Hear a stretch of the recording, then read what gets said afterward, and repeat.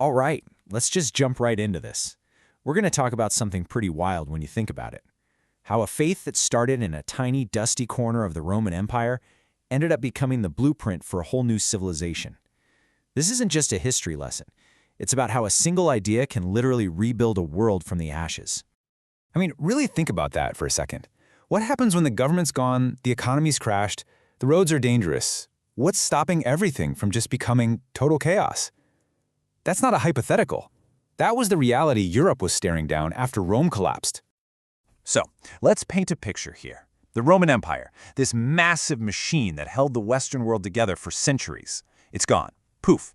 And what's left is just this giant power vacuum. You've got fragmentation, you've got constant invasions, you've got total instability. There's no plan, no blueprint, just chaos. And what you see is this incredible clash of worldviews. It's like two different operating systems for society. You've got the old pagan way, which is all about the tribe. It's about blood feuds and vendettas that go on for generations. And then this new Christian framework comes along and says, whoa, wait a minute. Every single life has value. It's sacred.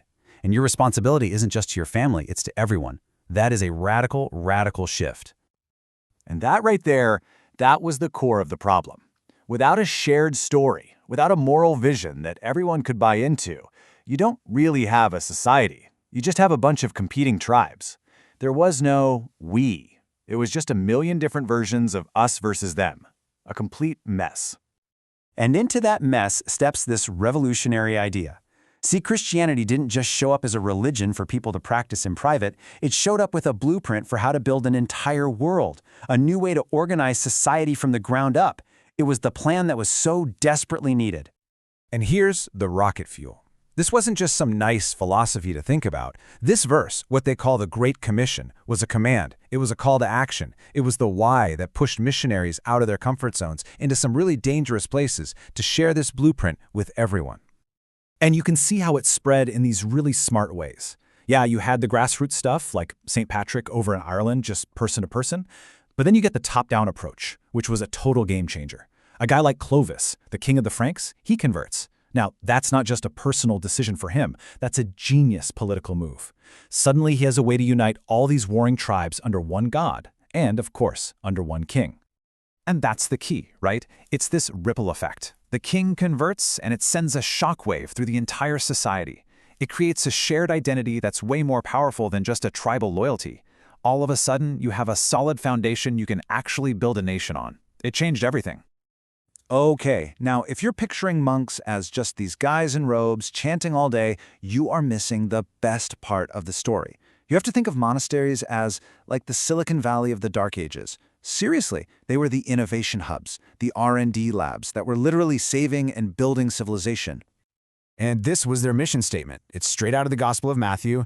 It's super practical. It's not about just believing something in your head. It's about doing something. It's about putting your faith into action in the real world, feeding people, helping people, building things.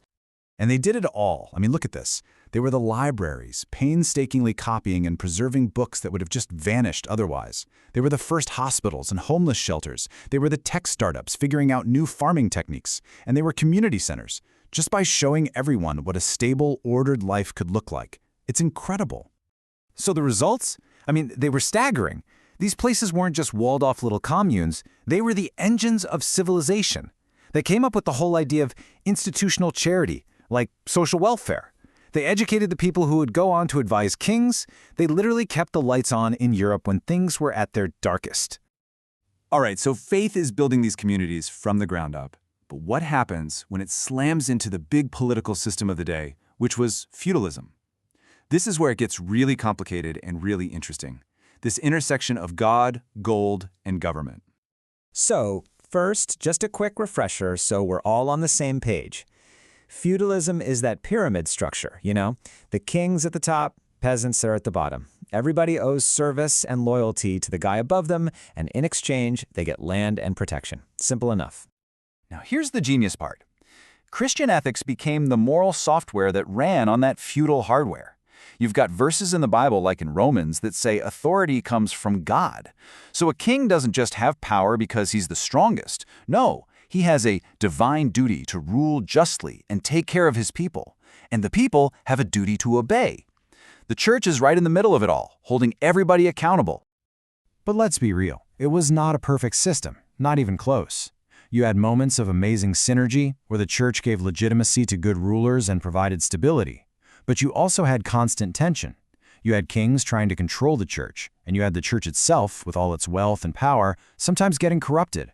It was a messy, human, complicated relationship. So after all of that, the chaos, the conversions, the monasteries, the messy politics, what's the bottom line? What kind of foundation did all this actually build? Let's connect the dots from their world to ours. The impact is just massive. It's everywhere.